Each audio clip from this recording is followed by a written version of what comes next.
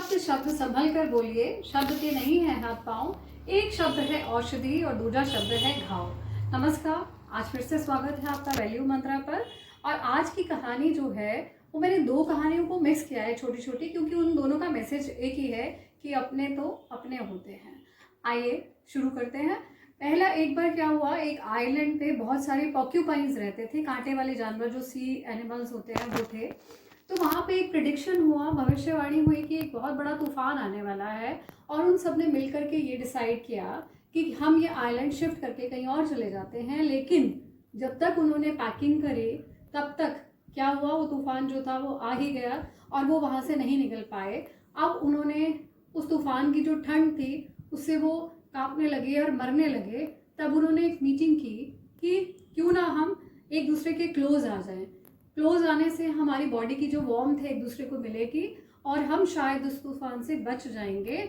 और उन्होंने ऐसा ही किया, परंतु क्योंकि वो पॉक्यूपाइंस थे और जब एक दूसरे के क्लोज आए तो एक दूसरे के कांटे जो थे वो उनको चुभने लगे और वो घायल होने लगे।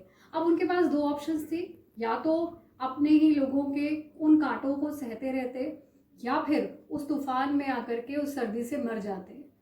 दूसरी कहानी, एक बार कबीर दास जी के पास एक व्यक्ति आया और उसने कहा कि मेरे घर में किसी से नहीं बनती, हमेशा लड़ाई होती रहती है, मैं क्या करूं।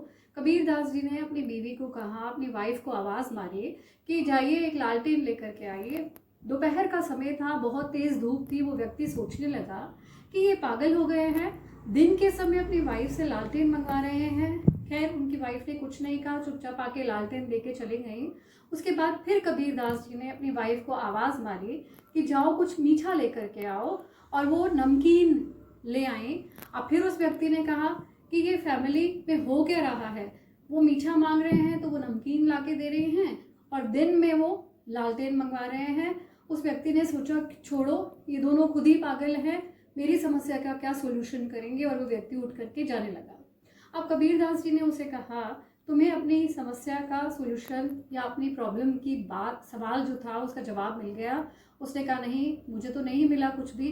तो कबीर दास जी ने कहा यही बात है कि मैंने जब लालटेन मंगवाई तो उन्होंने ये नहीं सोचा कि दिन का समय है, ये लालटेन क्यों मंगवा रहे हैं। उन्होंने मुझसे कोई क्वेश्चन नहीं कहा, पूछा, और उन्होंने मुझ पर विश्वास किया, संशय नहीं किया।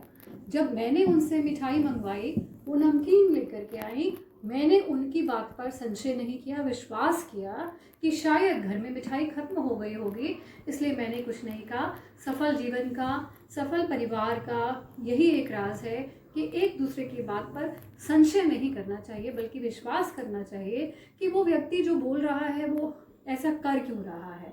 वही पॉक्यूपाइंस अगर अलग अलग हो जाते तो शायद मर जाते, लेकिन जब हम इकट्ठे रहते हैं तो हमें एक दूसरे के कांटे ज़रूर चुभते हैं बातों रूपी में। लेकिन अगर हम उन शब्दों पर थोड़ा अंकुश लगाएं, एक दूसरे पर विश्वास रखें, एक दूसरे पर संशय ना करें, तो हम आपस में, परिवार में बहुत ही अच्छे से मिलजुल कर रह सकते हैं।